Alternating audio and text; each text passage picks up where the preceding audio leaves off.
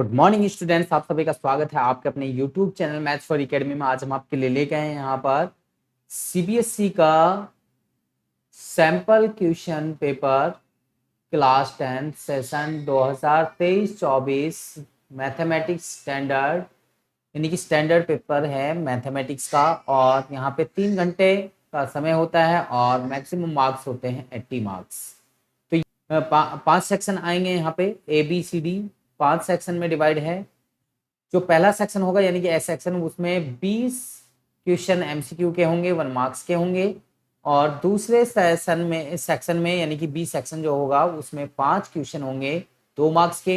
इसी तरीके से सेक्शन सी में 6 क्वेश्चन होंगे 3 मार्क्स के। इसी तरीके से सेक्शन डी में 4 क्वेश्चन होंगे 5 मार्क्स के। और 5वां सेक्शन जो होगा यानी कि ई, उसमें 3 केस स्टडी बेस्ड सवाल होंगे जो 4 मार्क्स के प्रत्येक होगा। और उसमें भी जो 3 सवाल होंगे, एक नंबर का, दूसरा 1 नंबर का, और जो तीसरा सवाल होगा उसमें ऑप्शन होगा और वो 2 मार्क्स का होगा। और यहाँ पे पाई की वैल्यू आपने 22/7 वैल्यू यानी कि लेट करनी है। अब चलते हैं हम आगे और आपको बताते हैं। और उससे पहले हम आपसे कहना चाहते हैं कि अगर आपको इस सैंपल पेपर का सॉल्यूशन आपने देखना है, अभी हम इस वीडियो में यानी कि आपको एमसीक्यू 20 जो क्वेश्चंस हैं उनका सॉल्यूशन आपको कराने वाले हैं। 20 क्वेश्चंस का सॉल्यूशन आपको यहाँ पे हम कराएंगे आज की वीडियो में।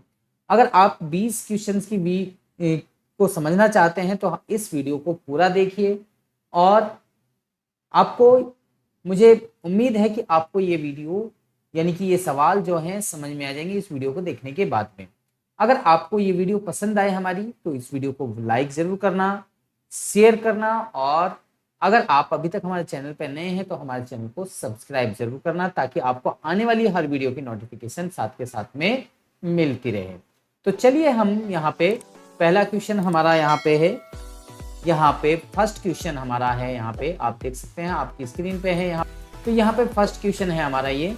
तो यहाँ पे देखो, सबसे पहले इफ टू पॉजिटिव इंटीजर्स हमारे लिए जो दे रखे हैं उन पॉजिटिव इंटीजर्स को हम यहाँ पे लिख लेंगे। तो फर्स्ट नंबर यानी कि हमें ए दे रखा है हमारे लिए x⁻³ और y⁻² दे रखा है। इसी तरीके से बी हमारे लिए दे रखा है x और y⁻³ ये हमारे लिए ऑलरेडी गिवन है। तो यहाँ पे एक्स वाई प्राइम नंबर है and the result obtained by dividing the product of the positive integer. यहाँ पे क्या करना है, डिवाइड करना है प्रोडक्ट ऑफ पॉजिटिव इंटीजर से बाय द एलसीएम, एलसीएम से।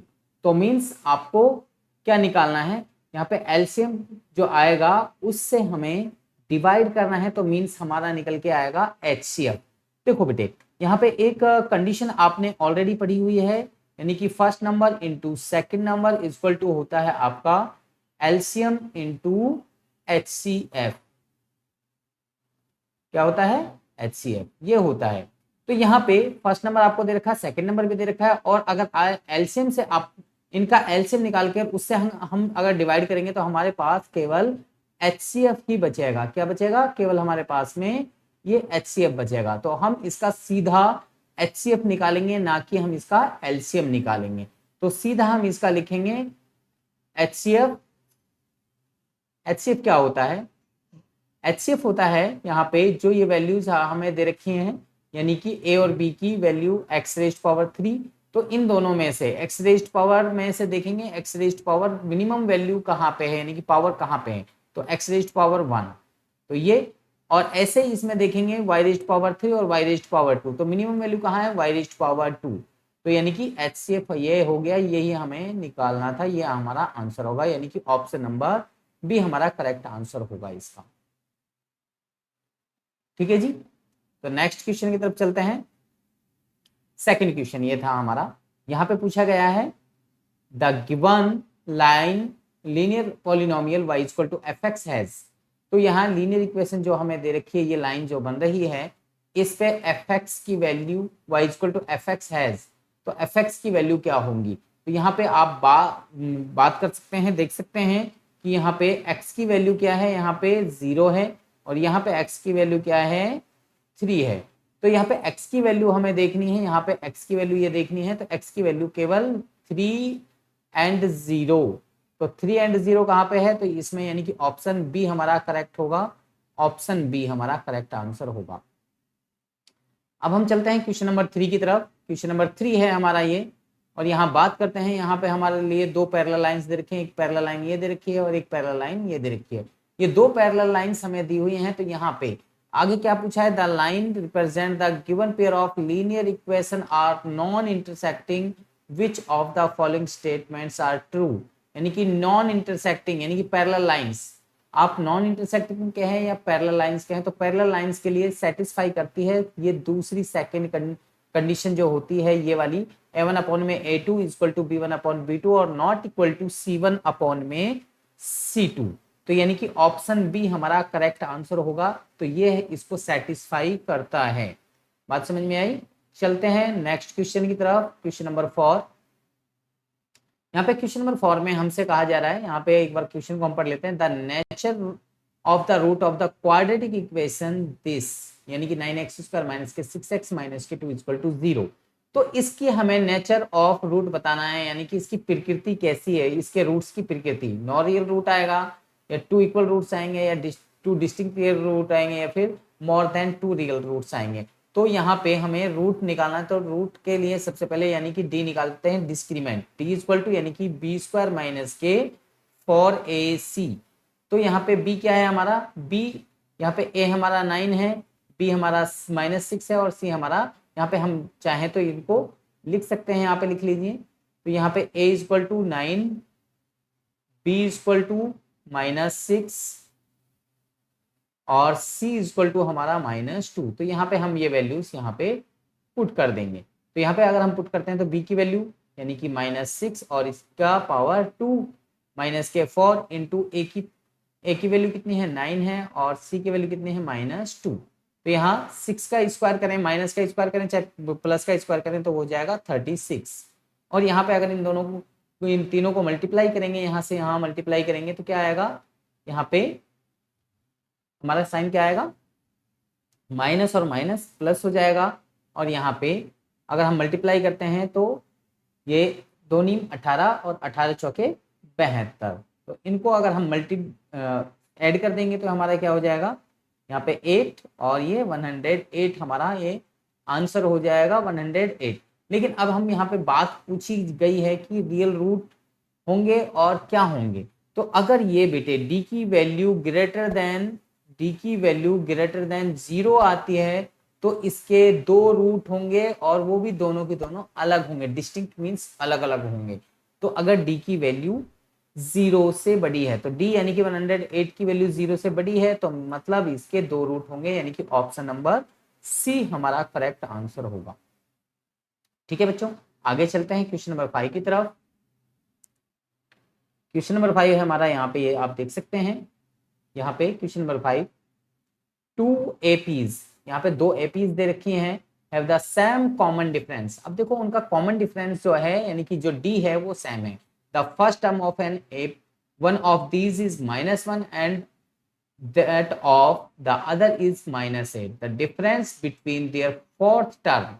तो देखो बेटे फोर्थ टर्म की बात कर रहे हैं तो फोर्थ टर्म, अब यहाँ पे अगर हमें हमारे पास में 2 AP हैं तो दोनों एपीओ की जो टर्म होंगी वो अलग अलग मानी जाएंगी यहाँ पे।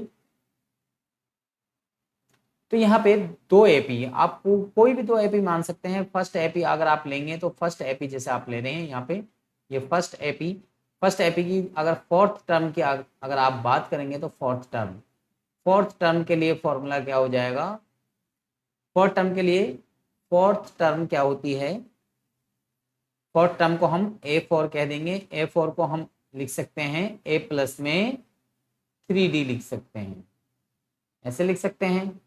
और इधर भी यहाँ पे दोनों सेम कॉमन डिफरेंस रखते हैं। फर्स्ट टर्म हमें ऑलरेडी दे रखी है। अब यहाँ अगर हम सेकंड एपी की बात करें तो सेकंड एपी क्या होगी हमारी, सेकंड एपी यानी कि जो दूसरी एपी लेंगे तो उसकी जो फोर्थ टर्म होगी यानी कि उसकी A4 जो होगी उसको भी हम क्या लिखेंगे, A प्लस में 3D लिखेंगे। लेकिन अब यहाँ बात करें, अगर हम यहाँ पे वैल्यू पुट करते हैं इसकी A4 की, तो यहाँ पे A4 की A की वैल्यू क्या है, one of first term of an AP is -1 तो इसकी -1 है और डी हमारा कॉमन है, तो 3D। ठीक है जी। अब यहाँ पे भी अगर हम बात करें तो यहाँ इसकी सेकंड की एपी है, सॉरी वो जो फर्स्ट टर्म है वो हमारी क्या दे रखी है, यहाँ पे -8 दे रखी है, तो -8 प्लस में 3D। ठीक है, तो डिफरेंस कितने का होगा। अब हम यहाँ बात करें तो यहाँ पे हमारा जो D है वो इक्वल है। D अगर हमारा इक्वल है तो यहाँ पे ये D की बात करें, अगर D इक्वल है तो मीन्स ये दोनों सेम हो जाएंगे। अगर हम दोनों साइडों को इक्वल रखेंगे तो यहाँ पे हमारे सामने आ गया माइनस, यहाँ पे आ गया -1 और इस तरफ आ गया -8। -8 और -1 के बीच में डिफरेंस कितने का है। तो यहाँ पे आप एक बात बताइए मुझे, 8 में से अगर आप एक को माइनस करते हैं तो कितना आता है आपके पास में, 7 आता है। तो डिफरेंस की बात करें तो डिफरेंस कितना आ गया हमारे पास में, 7 आ गया। तो 7 यानी कि डिफरेंस हमारा यहाँ पे -7 नहीं होगा, केवल 7 होगा। तो यानी कि ऑप्शन नंबर सी हमारा करेक्ट आंसर होगा। समझ में आई बच्चों। चलिए नेक्स्ट क्वेश्चन की तरफ चलते हैं।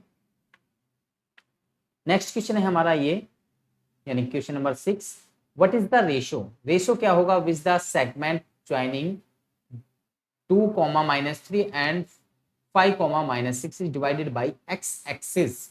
जो एक्स एक्सिस को किसी उसमें डिवाइड कर रहा है तो वो रेशो क्या होगा। रेशो की बात की जा रही है, एक्स एक्सिस को डिवाइड कर रहा है, इसको एक्स एक्सिस को। तो एक्स एक्सिस को अगर डिवाइड कर रहा है तो यहाँ पे बात आएगी हमारी कि हम यहाँ पे देखेंगे ये जो y वाले पोर्शन है हम इनका सिर्फ देख लें तो यहाँ से हम सीधा कह सकते हैं यहाँ 3 है और इधर यहाँ पे 6 है। तो दोनों का हम यहाँ पे ये 3 एंड 6 हम ले लेंगे, 3 और रेशो यहाँ पे 6। तो अगर हम इनको काटते हैं तो 1:2 आ जाता है हमारे पास में, यानी कि ये ऑप्शन नंबर ए हमारा करेक्ट आंसर ये हो जाता है। यहाँ पे सिर्फ हम ये पॉजिटिव पॉजिटिव लेंगे दोनों, 3 एंड 6। रेशो अगर हमें निकालना है तो यानी कि y वाला जो पोर्शन है वो हम ले लेंगे।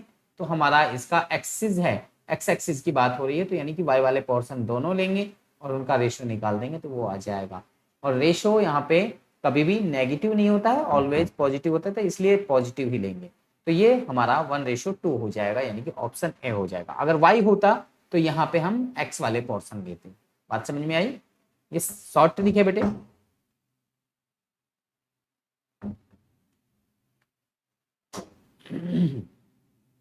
क्वेश्चन नंबर 7 की बात करें, a point X wise at the distance of 5 unit from the origin. अभी हम देखो 5 यूनिट आपको डिस्टेंस के है ओरिजिन से। ओरिजिन क्या होता है, जहां पे एक्स एक्सिस और वाई एक्सिस काटते हैं और उससे यहाँ पे डिस्टेंस की बात की जा रही है। तो यहाँ से यहाँ तक की जो डिस्टेंस है वो 5 यूनिट आपको ऑलरेडी दे रखी है। तो how much such points lies in the third quadrant. तो कौन सा कितने पॉइंट्स जो है उसमें यानी कि थर्ड क्वाड्रेंट में लाई करेंगे। तो अगर 5 यूनिट की बात करें तो देखो थर्ड क्वाड्रेंट में अगर हम बात करेंगे तो ये हमारा फर्स्ट क्वाड्रेंट होता है, सेकंड ये थर्ड। तो थर्ड क्वाड्रेंट में अगर एक पॉइंट यहाँ से यहाँ तक की डिस्टेंस 5 है तो यहाँ से यहाँ तक की भी डिस्टेंस 5 हो सकती है, यहाँ से यहाँ तक की भी डिस्टेंस 5 हो सकती है। तो ऐसी कितनी लाइनें बन सकती हैं, तो इस तरीके से इनफाइनाइट मैनी लाइन्स यहाँ पे खींची जा सकती है। तो यानी कि ऑप्शन नंबर डी हमारा करेक्ट आंसर होगा। ओके बच्चों, चलिए नेक्स्ट क्वेश्चन की तरफ चलते हैं। Question number 8। क्वेश्चन नंबर 8 है हमारा, ट्राइंगल ABC DE पैरेलल है AB के। ये DE जो है AB के पैरेलल है, यानी कि ये लाइन ऑलरेडी इसके पैरेलल गिवन है, यहाँ पे दे रखा है। और AB की वैल्यू जो है यहाँ पे AB की वैल्यू इसकी A वैल्यू दे रखी है और DE की वैल्यू X दे रखी है, इसकी वैल्यू X दे रखी है। BE की वैल्यू यहाँ पे B दे रखी है और EC की वैल्यू यहाँ पे C दे रखी है। तो ये इनमें से किसके इक्वल होगी, तो then express in the term of ABC। तो ABC के उसमें फॉर्म में हमें इसको कन्वर्ट करना है। तो कैसे करेंगे, तो यहाँ पे आप देखेंगे तो यहाँ पे 2 ट्राइंगल्स आपके सामने बन रहे हैं। तो एक ट्राइंगल यहाँ पे हमारे सामने ये बन रहा है और एक ट्राइंगल हमारे पास में यहाँ से ये वाला ट्राइंगल बन रहा है। तो यहाँ पे 2 ट्राइंगल हमारे पास में बन रहे हैं। तो अगर हम यहाँ से यहाँ तक की लेंथ की बात करेंगे तो बीई की जो लेंथ होगी और ईसी की जो लेंथ होगी दोनों को मिला के यहाँ से यहाँ तक की लेंथ यानी कि बीसी की लेंथ हमारे पास में आएगी। तो अब हम यहाँ पे लिख लेते हैं जो वैल्यूज हमें दे रखी हैं। तो यहाँ पे ए बी की वैल्यू हमें ए दे रखी है, तो ए बी की वैल्यू यहाँ पे हम लिख लेते हैं ए, और डीई की वैल्यू हमारे लिए एक्स दे रखी है, तो ये एक्स लिखा। बीई की वैल्यू यहाँ पे हमारे लिए बी दे रखी है, और ईसी की वैल्यू हमारे लिए यहाँ पे सी दे रखी है। तो अब हम बात करें यहाँ पे, अगर हम बात करें तो यहाँ पे ये जो साइड्स होती हैं ट्राइंगल्स की वो यानी कि प्रोपोर्शनल होती हैं। क्या होती हैं? प्रोपोर्शनल होती हैं। तो यहाँ पे हम अगर बात करें तो यहाँ पे हमारा जो डीई है वो डीई अपॉन में ए बी हो जाएगा, डीई अपॉन में ए बी। और अगर हम इसकी बात करेंगे तो ईसी अपॉन में, क्योंकि हम पहले इसका साइड ले रहे हैं छोटी वाले का, छोटे वाले ट्रायंगल का, तो इसका फिर यहाँ पे ईसी अपॉन में हो जाएगा हमारा बीसी। तो अब हम इनकी वैल्यूज पुट कर लेते हैं। तो वैल्यूज अगर हम पुट करते हैं तो क्या आता है, तो यहाँ पे हम आगे देखते हैं। अगर हमारे पास में डीई की वैल्यू क्या है, एक्स है, तो एक्स लिख दिया हमने। ए बी की वैल्यू क्या है, ए बी की वैल्यू हमारे पास में ए है, तो ए लिख दिया। और यहाँ पे ईसी की वैल्यू क्या है, ईसी, ईसी की वैल्यू यहाँ पे सी है हमारे पास में। और बीसी की वैल्यू क्या है, तो बीसी की वैल्यू यहाँ से यहाँ हो जाएगी, यानी कि बी प्लस सी हो जाएगा। तो इसकी जगह हम बी प्लस सी रख देंगे। तो एक्स की वैल्यू क्या हो जाएगी, एक्स की वैल्यू हो जाएगी हमारे पास में, इस एक को यहाँ से हम क्रॉस मल्टीप्लाई करेंगे इस तरीके से, इसकी इस तरह इससे मल्टीप्लाई करेंगे और इसकी इससे मल्टीप्लाई करेंगे। लेकिन यहाँ पे x हमें निकालना, तो x को यहीं छोड़ेंगे और हम सिर्फ इसकी मल्टीप्लाई करेंगे। तो यहाँ पे a और c की मल्टीप्लाई करेंगे तो ऊपर आ जाएगा ac और नीचे हो जाएगा b प्लस सी। तो हमें x की वैल्यू निकालनी थी, तो यहाँ पे x को एक्सप्रेस करना था। तो यहाँ पे ऑप्शन हमारा कौन सा आ गया, यानी कि आप देख सकते हैं ऑप्शन बी हमारा करेक्ट आंसर होगा। बात समझ में आई बच्चों? चलिए नेक्स्ट क्वेश्चन की तरफ चलते हैं। क्वेश्चन नंबर 9 है हमारा। यहाँ पे क्वेश्चन को एक बार दोबारा से पढ़ते हैं। If is a centre of circle and chord PQ make an angle 50 with the tangent. अगर ये टेंजेंट के साथ में यहाँ पे 50 डिग्री का एंगल बनाती है, कितने का, 50 डिग्री का एंगल बनाती है। तो यहाँ पे हम लिख लेते हैं साथ के साथ में, अगर यहाँ पे ये एंगल बनाती है 50 डिग्री तो मीन्स यहाँ पे हो गया हमारा 50 डिग्री। बात समझ में आई? इसके बाद में आगे हम बात करते हैं, the tangent PR is the point of contact P and angle subtended by the chord at the centre. तो यहाँ पे देखो बेटे, यहाँ से यहाँ तक एंगल होता है हमारा 90 डिग्री। अगर यहाँ से यहाँ 50 डिग्री है तो यहाँ से यहाँ कितना रह जाएगा, तो यहाँ से यहाँ रह जाएगा बेटे 40 डिग्री रह जाएगा। कितना रह जाएगा, यहाँ से जो यहाँ तक की लेंथ होगी यानी कि 40 डिग्री, 40 ये होगा और 40 डिग्री ये होगा। तो यहाँ पे अगर हम बात करें तो ये ट्राइंगल्स के ये 40 है, ये 40 है, तो यहाँ से यहाँ कितना होगा, इन ट्राइंगल के तीनों एंगलों का सम होता है 180 डिग्री। कितना होता है, 180 डिग्री। तो 180 डिग्री में से 40 एक माइनस करेंगे और 40 एक माइनस कर देंगे, दोनों ये माइनस करेंगे तो हमारा हो जाएगा 100। तो 100 हमारा ये आंसर आ जाएगा। कैसे होगा, चलो अभी मैं बताता हूँ। यानी कि एंगल O प्लस में एंगल P प्लस में एंगल Q, इन तीनों का सम करेंगे तो 180 डिग्री होता है। एंगल O हमें निकालना है, एंगल P यानी कि 40 डिग्री आ गया, एंगल Q भी हमारा 40 डिग्री आ गया। तो ये दोनों 80 हो जाते हैं और 80 को 180 में से घटाएंगे तो एंगल O हो जाएगा हमारा 180 डिग्री माइनस के ये 80 डिग्री, ये हो जाएगा 100 डिग्री। ठीक है, तो हमारा एंगल O यानी कि जो सेंटर का एंगल है वो 100 डिग्री हो जाएगा। तो यानी कि ऑप्शन नंबर बी हमारा करेक्ट आंसर होगा। तो नेक्स्ट क्वेश्चन हमारा,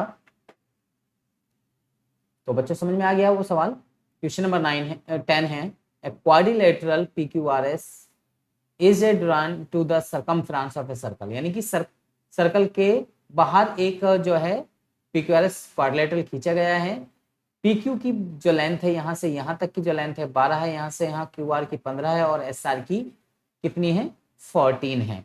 तो अब यहाँ पे बात करते हैं find the length of SP। तो यहाँ SP की लेंथ क्या होगी ये हमें फाइंड करनी है। तो मैं आपको यहाँ पे, चलिए हम बताते हैं। तो यहाँ पे एक कंडीशन होती है, यहाँ एक कंडीशन होती है कि यहाँ पे हम जब यहाँ साइड नहीं दे रखी है तो इसको हम लेट कर लेते हैं। तो लेट कर लेते हैं, तो यहाँ पे हम लेट करते हैं कि यहाँ से यहाँ तक की जो लेंथ है, टेंजेंट की लेंथ जो यहाँ से यहाँ से जो लेंथ होती है और यहाँ तक की जो लेंथ होगी, इस पॉइंट से यहाँ और यहाँ से यहाँ, वो जो डिस्टेंस होगी वो इक्वल होती है। तो इस पॉइंट से यहाँ तक की डिस्टेंस और यहाँ से यहाँ तक की डिस्टेंस इक्वल होगी। इस पॉइंट से क्यू पॉइंट से यहाँ तक की डिस्टेंस और यहाँ से यहाँ तक की डिस्टेंस इक्वल होगी।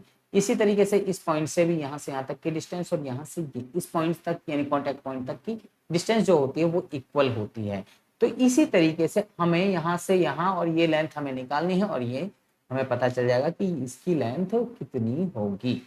तो यहाँ पे क्वेश्चन नंबर 10 में अब हम यहाँ पे निकालते हैं कि कितनी होगी। तो अगर हम बात करते हैं तो यहाँ पे इसकी लेंथ हम x मान लेते हैं, क्योंकि हमें गिवन नहीं है तो हम इसकी लेंथ क्या मानेंगे, x मानेंगे। अगर हम इसको x मानते हैं तो यहाँ से यहाँ तक मतलब पूरी लेंथ में से अगर हम इसको घटा देंगे तो यहाँ यानी कि यहाँ से यहाँ तक की जो लेंथ है वो x हो जाएगी और यहाँ से यहाँ तक की जो लेंथ बचेगी वो बचेगी 14 माइनस के x।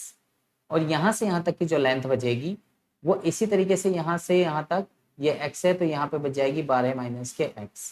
और इसकी अगर हम बात करेंगे तो यहाँ पे ये हमारी 12 माइनस एक्स हो जाएगी और इसको क्या करेंगे 12 माइनस एक्स को 15 में से माइनस करेंगे तो हमारे पास में आ जाएगी 3 माइनस के एक्स। अब 3 माइनस के एक्स और जो ये 14 माइनस एक्स है वो इक्वल रहेगी। ये वाली जो साइड है यहाँ से यहाँ तक की लेंथ यहाँ से और यहाँ से यहाँ तक की जो लेंथ ये वाली लेंथ जो होगी वो इक्वल होगी। तो मीन्स इसकी लेंथ यही है और इसकी लेंथ यही है, तो इन दोनों को इक्वल रख देते हैं। तो 14 माइनस के एक्स इक्वल टू 3 माइनस के एक्स। एक्स को एक तरफ लेके जाएंगे यहाँ पे 14 माइनस के एक्स। तो यहाँ पे ये जो है ये जो माइनस का एक्स था तो ये हमारा किसका हो जाएगा, प्लस का हो जाएगा। यहाँ पे ये प्लस का हो जाएगा बेटे, ठीक है। तो ये 14 और ये x अदर साइड में जाएगा और ये 3 को अदर साइड में लेके आएंगे तो 3 इधर माइनस का हो जाएगा और ये x प्लस का था तो ये x भी अदर साइड में जाएगा तो ये भी प्लस का हो जाएगा। तो यहाँ पे कितना आ गया 11। तो यहाँ पे ये हो गया हमारा 2x। तो यानी कि यहाँ से यहाँ तक की जो लेंथ थी वो थी 2x। तो 2x की लेंथ यानी कि 11 सेंटीमीटर। तो 11 सेंटीमीटर यानी कि ऑप्शन नंबर डी हमारा करेक्ट आंसर होगा। बात समझ में आई? क्योंकि देखो इसको अगर हम करते हैं तो मैं इसको आपको सिंप्लीफाई करके और भी दिखा देता हूँ, क्योंकि आपको हो सकता है इसमें कन्फ्यूजन हो। क्योंकि देखो 15 में से अगर 12 माइनस का x करेंगे, 15 में से आप अगर माइनस करते हैं 12 माइनस के x के तो क्या हो जाएगा, 15 अपनी जगह रहेगा, इस माइनस को अंदर लेके जाएंगे तो 12 माइनस का हो जाएगा और ये x जो है प्लस का हो जाएगा। 15 में से 12 गए तो कितने बचेंगे, 3 बचेंगे और x प्लस का रहेगा। तो ये जो 3 प्लस एक्स है ये इस तरीके से यहाँ से आया है, ठीक है। तो ये ऑप्शन नंबर डी हमारा करेक्ट आंसर इस तरीके से हो जाएगा। अब हम यहाँ पे नेक्स्ट क्वेश्चन की तरफ चलते हैं। Question number 11। क्वेश्चन नंबर 11 क्या कह रहा है, given that sine theta is equal to a upon b. तो कॉस थीटा की वैल्यू हमें बतानी है। कॉस थीटा की वैल्यू क्या होगी, अगर साइन थीटा ए अपॉन बी है तो कॉस थीटा की वैल्यू क्या होगी। तो यहाँ पे अगर आप राइट एंगल ट्राइंगल की बात करते हैं तो राइट एंगल ट्राइंगल अगर आपने देखा है तो राइट एंगल ट्राइंगल इस तरीके से आप बनाते हैं। तो राइट एंगल ट्राइंगल यानी कि यहाँ पे आपका राइट एंगल होगा। तो यहाँ अगर हम बात करें तो ए और बी की साइन, तो यहाँ पे एक फॉर्मूला आपको याद करवाया था पंडित, यहाँ पे हमने एक फॉर्मूला आपको याद करवाया था, पंडित बद्री प्रसाद हर हर बोल और सोना चांदी तोल, ये वाला फॉर्मूला हमने बताया था। अब हमारे पास साइन थीटा की वैल्यू है तो साइन थीटा की मतलब यानी कि P अपॉन एच यानी कि परपेंडिकुलर। अगर परपेंडिकुलर हम इसको कह रहे हैं तो बेस हमारा ये हो जाएगा और हाइपोटेनस हमारा ये हो जाएगा। तो यानी कि हमारे पास परपेंडिकुलर है यानी कि ये ए हमारे लिए दे रखा है और ये बे हाइपोटेनस जो है हमारे लिए ये हमारे लिए बी दे रखा है। और अब हम क्या करेंगे, अगर हमें बेस निकालना है तो बेस क्या हो जाएगा, बेस हो जाएगा हमारा बी स्क्वायर माइनस के ए स्क्वायर का अंडर रूट, ये हमारा ये हो जाएगा। अगर हमें कॉस थीटा निकालना है तो कॉस थीटा की वैल्यू क्या होती है, तो ये हो जाएगा बेस अपॉन में हाइपोटेनस। तो बेस क्या है हमारा बी स्क्वायर माइनस के ए स्क्वायर और उसका अंडर रूट और अपॉन में एच क्या है हमारा बी। तो ये ऑप्शन नंबर ये कहाँ पे है, ऑप्शन नंबर सी, यानी कि हमारा correct answer option number C हो जाएगा। बात समझ में आई बच्चों? तो ये जो हमने निकाली ये साइड जो बेस निकाला है तो ये हमने पाइथागोरस थ्योरम का यूज करके निकाला है। ओके बच्चों, चलिए क्वेश्चन नंबर 12 की तरफ हम चलते हैं। क्वेश्चन नंबर 12 है हमारा ये, sec a प्लस में tan a into 1 minus sine a equal to, तो ये हमारा किसके इक्वल इनमें से होगा, sec के, sin के, cosec के या cos a के, तो किसके इक्वल होगा। तो अब हम यहाँ पे वैल्यू पुट कर देते हैं और यहाँ पे सॉल्व करते हैं। तो सबसे पहले हम sec को कन्वर्ट कर लेते हैं। तो sec a प्लस में tan a इंटू में यहाँ पे ये दे रखा है हमें 1 माइनस साइन ए, ये हमें दे रखा है। तो इनकी वैल्यूज को हम यानी कि कॉस में कन्वर्ट कर लेते हैं, साइन कॉस में। तो सेक की वैल्यू को कॉस में अगर हम कन्वर्ट करते हैं तो क्या हो जाएगा, 1 अपॉन में, यानी कि सेक को 1 अपॉन में कॉस ए लिख सकते हैं, प्लस में टेन को क्या लिख सकते हैं, साइन ए अपॉन में कॉस ए लिख सकते हैं। ठीक है जी। और इधर हमारा यहाँ पे 1 माइनस साइन ए ऑलरेडी है। तो यहाँ पे अगर हम बात करें तो दोनों में से cos a हमारा एलसीएम आ जाएगा। cos a अगर एलसीएम आ जाएगा तो यहाँ ऊपर बच जाएगा हमारा 1 और यहाँ बच जाएगा साइन a। ठीक है, इस तरह। तो यहाँ पे हमारा 1 माइनस साइन ए है। आगे हम बात करें तो 1 प्लस साइन ए और 1 माइनस साइन ए, इसको हम क्या लिख सकते हैं, तो इसको हम लिख सकते हैं 1 माइनस साइन स्क्वायर ए लिख सकते हैं, और अपॉन में कॉस है, ये हमारा यहाँ पे ये बच ही रहा है। तो इसको हम ऊपर वाले 1 माइनस साइन स्क्वायर को ये हम लिख सकते हैं कॉस स्क्वायर ए और अपॉन में कॉस ए। अब यहाँ अगर हम बात करें तो यहाँ पे हमारा जो होगा ये स्क्वायर से हमारा एक कॉस कैंसिल हो जाएगा, यानी कि कॉस स्क्वायर का मतलब था यानी कि कॉस 2 बार है, उससे एक कॉस कैंसिल हो गया तो सिर्फ बच गया कॉस ए। तो इसमें ऑप्शन में कॉस ए है, यानी कि ऑप्शन डी हमारा करेक्ट आंसर होगा। बच्चों समझ में आई बात। चलिए नेक्स्ट क्वेश्चन की तरफ चलते हैं। Question number 13। क्वेश्चन नंबर 13 क्या कह रहा है, if a pole 6 metre high cast a shadow of 203 metre long on the ground, the sun elevation is, तो सन एलिवेशन यानी कि जो एंगल है, एंगल ऑफ एलिवेशन क्या होगा, तो ये पूछ रहे हैं एंगल ऑफ एलिवेशन। तो यहाँ पे कभी भी जब ऐसी बात आती है तो यहाँ पे राइट एंगल ट्राइंगल बनाएंगे। तो यहाँ पे राइट एंगल ट्राइंगल हम बना लेते हैं। तो इस तरीके से हमारा राइट एंगल ट्राइंगल जो है हमारा बनेगा। तो यहाँ पे इसकी बात कर रहे हैं, तो ये अगर बिल्डिंग है तो इसकी ये शैडो है, यहाँ पे ये बिल्डिंग है यहाँ से यहाँ, तो इसकी शैडो ये पड़ रही है जमीन पे। तो यहाँ बात करें कि यहाँ एंगल कितने का बनेगा, तो उसी एंगल को हम बताएंगे कि यहाँ पे जो एंगल बनेगा ये इस एंगल का मान कितना होगा। तो अब हमारे लिए यहाँ पे जो हाइट दे रखी है पोल की वो दे रखी है 6 मीटर, ये 6 मीटर दे रखी है, और जो यहाँ पे शैडो पड़ रही है वो हमारी है 2√3 मीटर। अब हमारे पास में मैंने अभी फॉर्मूला आपको बताया था, पंडित बद्री प्रसाद हर हर बोल, यानी कि हमारे पास में बेस और परपेंडिकुलर हमारे लिए दे रखा है। बेस और परपेंडिकुलर की अगर बात करें तो यानी कि पंडित बद्री प्रसाद हर बोल, यानी कि लास्ट वाला दे रखा है, तो ये हमारा होता है 10। तो अब हम यहाँ लिखेंगे tan थीटा हमें ज्ञात करना है। तो अब यहाँ पे परपेंडिकुलर क्या है हमारा 6 है, और ये हमारा 2√3 है। अब क्या करेंगे हम यहाँ पे 2 से हम इसको 6 को डिवाइड कर देंगे, 2 से 6 को डिवाइड करेंगे तो 3 जाएगा। तो यहाँ पे आगे हम लिखेंगे tan theta equal to 3 upon में √3।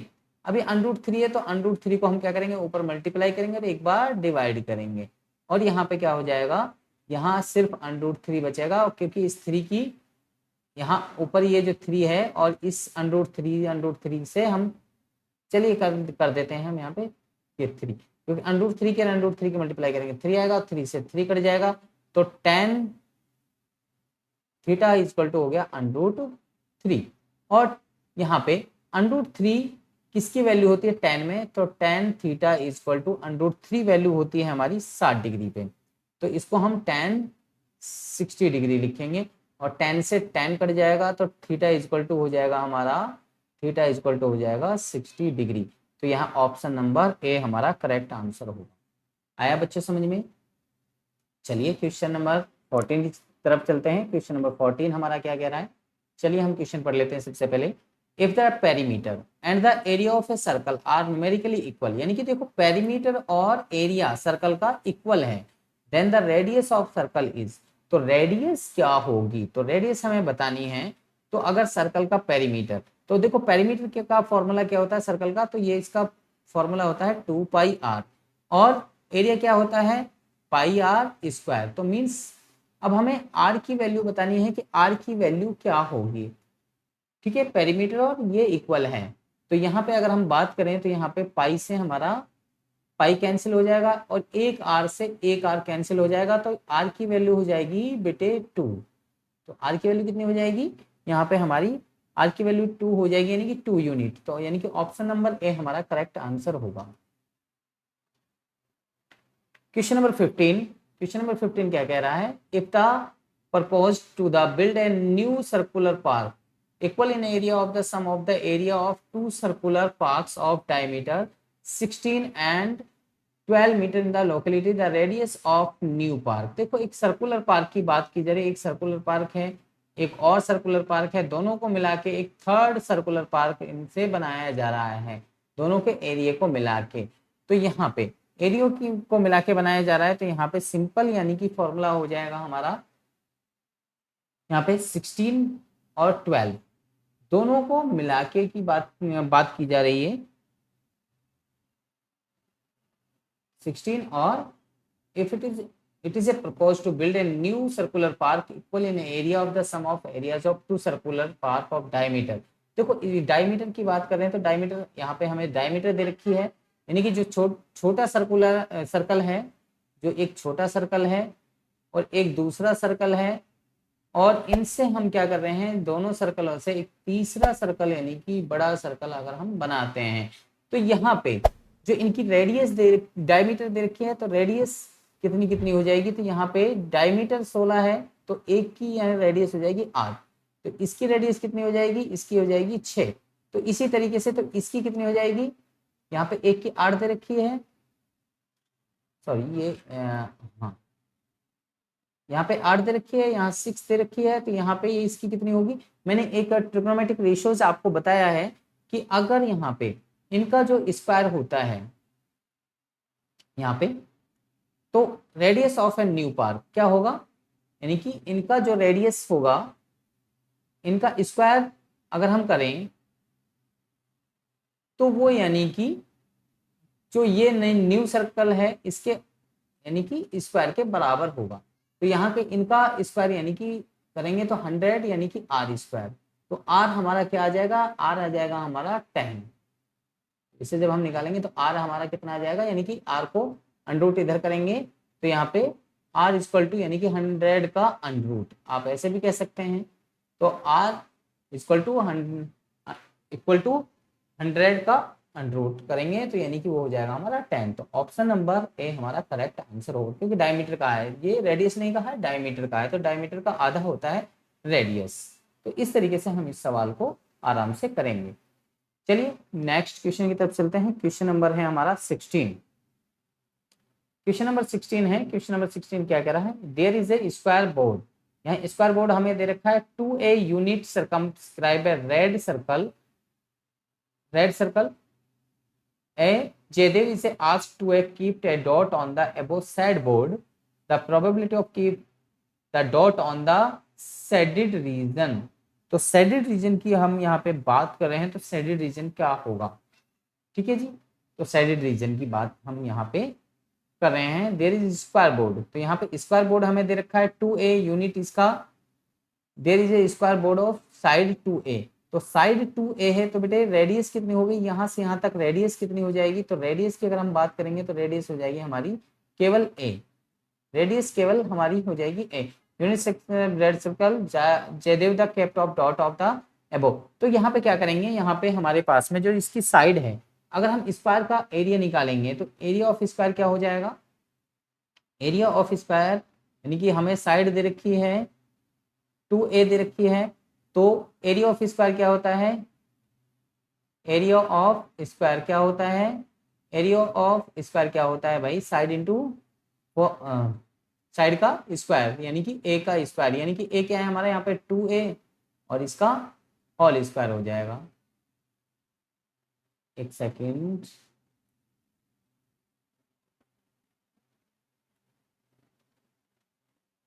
तो यहाँ 2a का होल स्क्वायर, तो 2a का होल स्क्वायर यानी कि 2 2 जा 4a स्क्वायर। ठीक है, ये तो एरिया ऑफ स्क्वायर हो गया। अब हम एरिया ऑफ क्या निकालते हैं, एरिया ऑफ सर्कल। तो एरिया ऑफ सर्कल क्या होगा, एरिया ऑफ सर्कल क्या हो जाएगा भाई,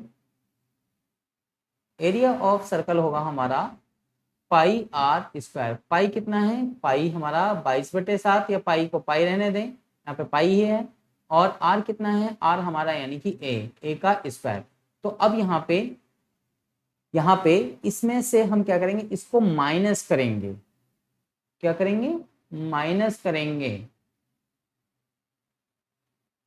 क्या कर दें, एरिया ऑफ स्क्वायर में से एरिया ऑफ सर्कल माइनस करेंगे तो हमारा हो जाएगा यानी कि 4a² माइनस के पाई ए स्क्वायर। तो यहाँ पे हमारा कॉमन आ जाएगा, a² कॉमन आ जाएगा, तो यहाँ पे रह जाएगा 4 माइनस के 5, 4 माइनस के पाई, यहाँ पे हमारा ये आ जाएगा।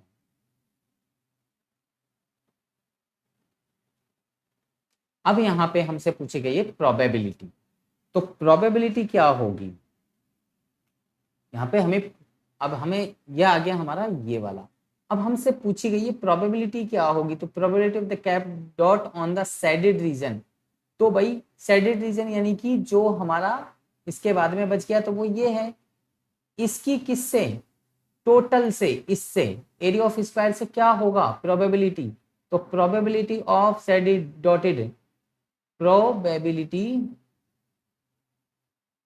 प्रोबेबिलिटी ऑफ डॉट, जो डॉट है उनकी प्रोबेबिलिटी क्या होगी, तो यहाँ पे हो जाएगी a² इंटू में 4 माइनस के पाई और अपॉन में यहाँ पे ये वाला आएगा, ये वाला, तो यानी कि 4a²। तो a² से आपका a² कैंसिल हो जाएगा, a² से a² कैंसिल हो गया, तो यहाँ पे बच गया हमारा 4 माइनस के पाई अपॉन में 4। ये ऑप्शन में है कहीं पे, यहाँ पे है ऑप्शन बी, हमारा करेक्ट आंसर होगा ऑप्शन बी।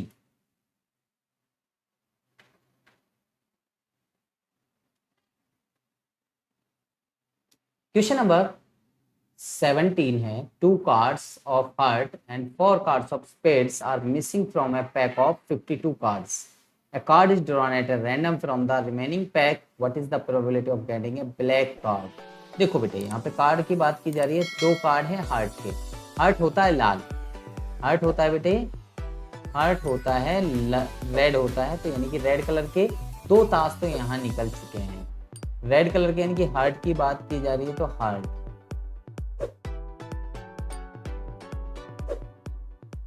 हार्ट यानी कि 2 कार्ड है हमारे पास में है, और 4 कार्ड स्पेड्स के 4 कार्ड। तो बेटे हार्ट होते हैं लाल, ये रेड कलर के होते हैं, लाल कलर के, और ये हमारे होते हैं ब्लैक कलर के। ब्लैक, ये रेड होते हैं और ये हमारे ब्लैक होते हैं। ठीक है, तो अब यहाँ पे देखिए हम बात करें तो ब्लैक कलर की प्रोबेबिलिटी बात की जा रही, तो ब्लैक कलर के कार्ड कितने बचे, तो ब्लैक कार्ड, टोटल कार्डों की अगर हम बात करें तो ब्लैक कार्ड होते हैं हमारे पास में, ब्लैक कार्ड होते हैं 26 में से 4 चले गए, तो यानी कि बचे हमारे पास में 22 है कहीं ऊपर, बिल्कुल है, यहाँ पर भी है, यहाँ पर भी है। अब लेकिन यानी कि 22 तो ऊपर आएगा, यानी कि ये ऑप्शन बी और ए आ गया। लेकिन अब यहाँ पे भी कंडीशन है कि हमारे पास में टोटल कार्ड में से ये कार्ड मिसिंग है, तो ये कार्ड मिसिंग है, तो यानी कि 52 में से ऑलरेडी 6 कार्ड माइनस कर दें तो मीन्स 46, तो अपॉन में 46 और अपर में यानी कि प्रोबेबिलिटी जो होगी, प्रोबेबिलिटी होगी यानी कि 22 अपॉन में 46। तो ये है कहीं पे दिखाई दे रहा है आपको, बिल्कुल है, ऑप्शन बी हमारा करेक्ट आंसर होगा। यानी कि जो वैल्यू हमें निकालनी है वो ऊपर आएगी और टोटल वैल्यूज नीचे आती है।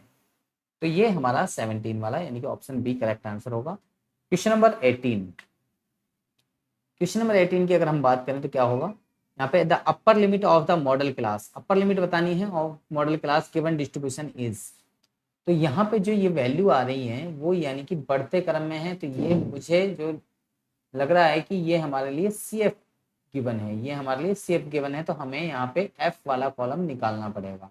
तो अगर हम एफ वाला कॉलम निकालेंगे तो यहाँ पे देखो 11 में से, देखो 4 तो यहाँ पे 4 ही रहेगा, 11 में से 4 को माइनस करेंगे तो यहाँ पे 7 आएगा, 29 में से 11 को माइनस करेंगे तो हमारा आ जाएगा यहाँ पे 18, और 40 में से 29 को माइनस करेंगे तो यहाँ पे आएगा 11, 46 में से 11 ये 40 को माइनस करेंगे तो 6, और 51 में से 46 को माइनस करेंगे 6। तो देखो यहाँ पे मॉडल क्लास की बात की गई, क्योंकि ये देखो बढ़ते क्रम में था, ये इंक्रीजिंग ऑर्डर में था। अगर ये इंक्रीजिंग ऑर्डर में है तो मीन्स ये आपको यानी कि एफ फ्रीक्वेंसी नहीं दे रखी है, तो फ्रीक्वेंसी आपको निकालनी होगी। क्या करनी पड़ेगी? फ्रीक्वेंसी निकालनी होगी। तो फ्रीक्वेंसी आप निकालेंगे तो फ्रीक्वेंसी आपकी आएगी ये 4, 7, 18, 11 और 6 एंड 6। तो यहाँ पे अब मॉडल क्लास की अगर हम बात करें तो मॉडल क्लास हमारा हो गया, ये मॉडल क्लास हो गया 18। तो 18 में अपर लिमिट की बात की जा रही है, तो अपर लिमिट यानी कि 150। तो 150 है क्वेश्चन में, तो बिल्कुल है, ऑप्शन डी हमारा करेक्ट आंसर हो जाएगा, ऑप्शन डी हमारा करेक्ट आंसर होगा। तो ये हमारा आंसर हो गया। बात समझ में आई इसमें, लेकिन ये फ्रीक्वेंसी हमें निकालनी पड़ेगी, विदाउट फ्रीक्वेंसी के हम इस सवाल को हल नहीं कर पाएंगे। क्वेश्चन नंबर 19, क्वेश्चन नंबर 19 में क्या कह रहे हैं? क्वेश्चन नंबर 19 अगर पढ़ते हैं तो direction in the question number 19 and 20 statements of assertion of follow the statements of the reason of the choose the correct option. Total surface area of the top, ये जो टॉप है इसका, top means लट्टू, पूरे का total surface area, sum of the curved surface area of the hemisphere, और इसका curved surface area, and the curved surface area of the cone, और इसका कर्ड सरफेस एरिया। यानी टोटल सरफेस एरिया की बात करेंगे, यानी कि इसका सरफेस कर्ड सरफेस एरिया अगर हम ऐड कर दें तो इसका टोटल सरफेस एरिया आ जाएगा। बिल्कुल करेक्ट है। अब अगर हम बात करें यहाँ पे, तो यहाँ पे रीजन की बात करें तो top is obtain by joining the plane surface areas of hemisphere and cone together. तो ये बिल्कुल दोनों करेक्ट, ये है एसरेशन और रीजन दोनों करेक्ट हैं, तो ऑप्शन ए हमारा करेक्ट होगा। Total surface area top of the sum of the curve surface area of and hemisphere curve surface area of the cone. तो यानी कि इसका कर्व सरफेस एरिया और इसका कर्व सरफेस एरिया दोनों का मिला के टोटल सरफेस एरिया होगा। तो दोनों रीजन और एसरेशन सही हैं, तो यानी कि ऑप्शन ए हमारा करेक्ट आंसर होगा। अगर हम बात करें यहाँ पे क्वेश्चन नंबर 20 की, तो स्टेटमेंट हमें दे रखी है ये -5, -5/2, 0, 5/2 इज द अरिथमेटिक प्रोग्रेशन। तो यहाँ पे the terms of arithmetic progression can not have both positive और नेगेटिव रैशनल नंबर्स। यहाँ कह रहे हैं terms of arithmetic progression can not have both positive and negative rational numbers. तो यहाँ पे कैन अरिथमेटिक प्रोग्रेशन नहीं रखता बहुत पॉजिटिव और नेगेटिव रैशनल नंबर्स। दूसरा एसरेशन, तो ये है हमारा एसरेशन हमारा करेक्ट है, रीजन हमारा सही नहीं है, तो यानी कि ऑप्शन सी, यानी कि एसरेशन हमारा सही है लेकिन रीजन हमारा गलत है, यानी कि फॉल्स है, तो मीन्स ऑप्शन नंबर सी हमारा करेक्ट आंसर होगा। तो ऑप्शन सी पे हम टिक मार्क कर देते हैं। तो मुझे उम्मीद है कि सभी बच्चों को ये सवाल समझ में आ गए होंगे। अगर आपको समझ में आ गए तो आप हमारी वीडियो को लाइक करें, शेयर करें, कमेंट करें, और अगर कोई भी डाउट अभी भी आपको रहता है तो आप कमेंट सेक्शन में हमें लिख सकते हैं। उम्मीद है कि सभी बच्चों को अच्छे से समझ में आ गए होगी, और सभी बच्चे हमारे चैनल को लाइक करें, शेयर करें, सब्सक्राइब करें, और ताकि सभी बच्चों की मदद हो सके। बने रहिए हमारे साथ में नेक्स्ट वीडियो तक, तब तक के लिए गुड बाय।